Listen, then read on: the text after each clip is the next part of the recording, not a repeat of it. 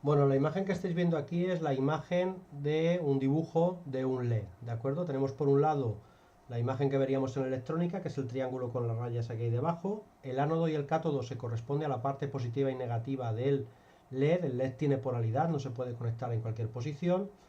El ánodo tiene la patita más larga y el cátodo tiene la patita más corta, pero si se cortan podemos distinguirlos por la forma que tiene el interior, que se puede ver a través de la burbuja de plástico que tiene.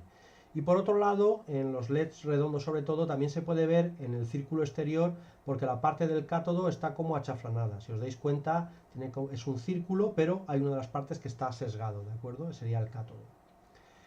Lo que vamos a ver a continuación es la imagen de un LED real, ¿vale? Si os dais cuenta, el efecto tiene una patita más larga y veis un poco cómo se ve por el interior para distinguir ánodo y cátodo. El circuito que tenemos que montar es el que veis aquí.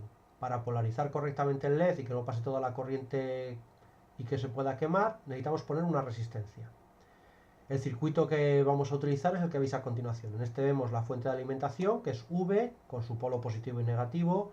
La corriente, fijaros cómo la corriente entra por el ánodo y sale por el cátodo, y una resistencia. Nuestro objetivo en este momento es calcular qué resistencia tenemos que poner para que nuestro LED luzca correctamente y no se queme. Para ello tenemos esta tabla que vemos aquí, en la cual vemos que los LEDs amarillos, es la que está abajo del todo, tienen una polarización de 1,6 voltios, una caída en ellos de 1,6 voltios, y tienen una corriente mínima de 5 miliamperios, ¿vale? En base a eso tenemos que calcular la resistencia. Y en esta otra tabla vemos que los LEDs amarillos tienen una corriente máxima que puede circular por ellos de 60 miliamperios.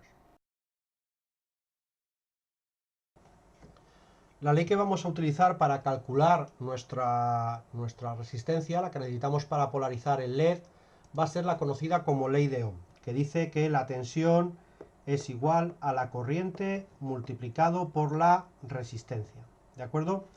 ¿Qué datos tenemos en el circuito que tenemos que construir? Por un lado tenemos que la alimentación que le vamos a dar al LED van a ser los 5 voltios que provienen de un USB, pues es así como alimentamos nuestro circuito, por lo que tenemos 5 voltios de alimentación. Pero por otro lado también sabemos que el LED tiene una caída de tensión de 1,6 voltios, tal y como hemos visto en la tabla que hemos visto anteriormente. Por lo que, si restamos, la tensión que realmente tenemos que tener en cuenta para hacer el cálculo de la resistencia serán 3,4 voltios. Muy bien. Si aplicamos la ley de Ohm, tendremos 3,4 voltios, que será igual a ¿qué?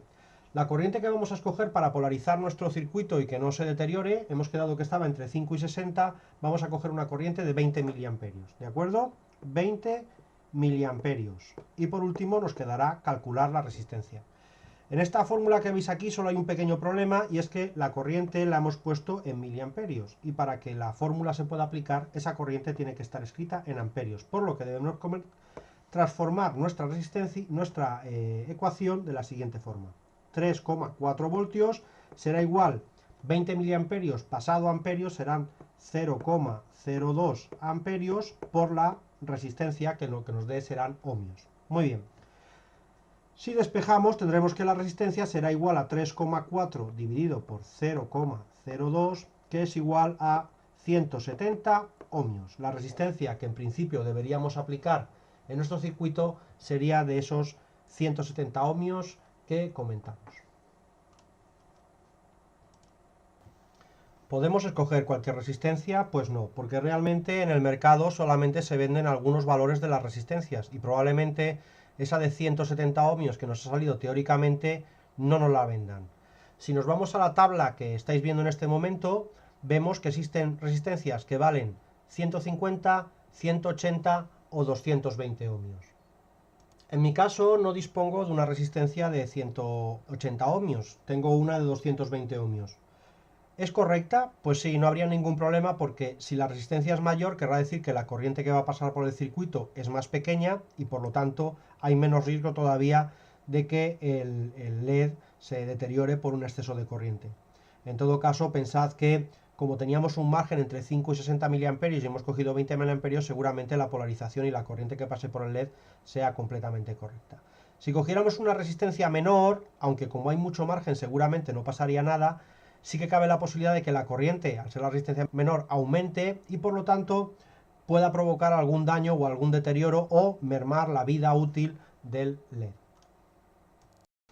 Bueno, debemos ahora identificar los colores que se corresponden a la resistencia que hemos escogido de 220 ohmios, que nos ayudaremos de la tabla que estáis viendo para determinar que, como veis, es el color rojo, que se corresponde con el 22, y después hay que multiplicarlo por 10, que sería el color marrón, para que tengamos los 220 ohmios. Luego nuestra resistencia será de colores rojo y marrón. Comprobemos los datos reales. Aquí tenemos el LED, veis la diferencia que hay entre la pata larga y la pata corta.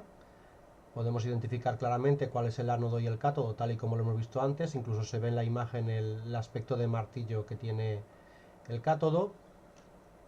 Y por otro lado tenemos nuestra resistencia, que es la de 220 ohmios que hemos calculado anteriormente de forma teórica, y luego hemos seleccionado dentro de los valores comerciales posibles. Vale, lo que tenemos aquí abajo es una protoboard, que es en la que vamos a hacer la instalación de nuestro circuito. Facilita enormemente la conexión de los distintos elementos en este caso. Situamos el cátodo en el lugar que le corresponde y el ánodo lo separamos en un punto en que no haya un contacto eléctrico. Y por otro lado, conectamos la resistencia a el punto que tiene conexión eléctrica y finalmente a la parte de tierra correspondiente a los cables que tenemos, que veis en la imagen, que se corresponden con la alimentación del cable USB de 5 voltios. Y en efecto tenemos nuestro LED que se ha iluminado. Vamos a comprobar los valores que tenemos para las diferentes tensiones, para lo cual nos ponemos en la situación de medir corriente continua y situamos en primer lugar las pinzas entre las resistencias. Vemos que tiene un valor de 3 voltios y la caída en el LED es de 1,93 voltios. No es exactamente los 1,6 voltios que veíamos teóricamente según la tabla. Y ahora lo que vamos a hacer va a ser comprobar la corriente que pasa por nuestro circuito, la corriente real que pasa por el circuito. Os recuerdo que para medir la corriente tenemos que hacerlo en serie con el circuito. Anteriormente hemos medido la tensión en paralelo y ahora es en serie. Lo primero es que nos situamos en la escala correspondiente, en este caso a la medición de amperios de corriente, ¿vale? Movemos el cursor y nos situamos en la escala ¿de qué? De 20 miliamperios, puesto que lo que hemos determinado que nosotros queríamos medir estaba en el orden de los 20 miliamperios. Separamos la corriente del circuito y ahora colocamos las pinzas entre una de las patas de la resistencia y la masa de nuestro circuito. Es ahora el multímetro el que nos marca que la corriente que está pasando es, como veis, de unos 14 miliamperios, que aproximadamente está dentro de los valores que nosotros pretendíamos proporcionar a nuestro circuito para polarizar correctamente el diodo LED. Vamos a situar de nuevo el LED con la polarización correcta. Y con esto pues queda un poco visto cómo se procede a la polarización de un LED, cálculos teóricos y resultados reales.